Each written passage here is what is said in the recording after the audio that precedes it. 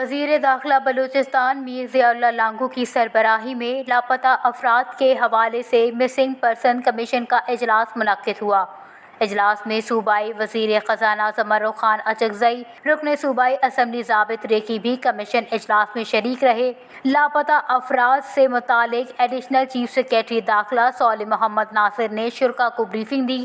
اجلاس میں لاپتہ افراد کی بازیابی کے لیے مختلف اقدامات کا جائزہ لیا گیا۔ وزیر داخلہ بلوچستان میر ضیاء اللہ لانگو نے کہا کہ لاپتہ افراد کا مسئلہ حل کیا جائے، اس حوالے سے لاپتہ افراد کے لواحقین سے ملاقات بھی کی جائے۔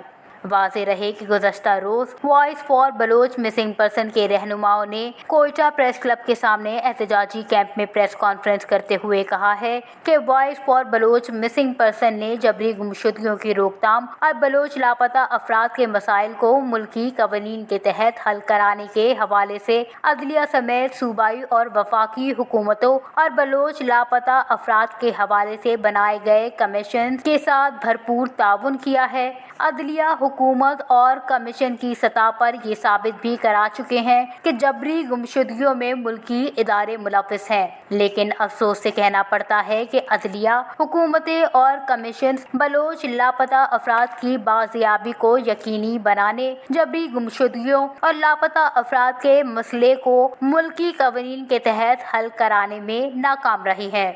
Watch news, Quetta.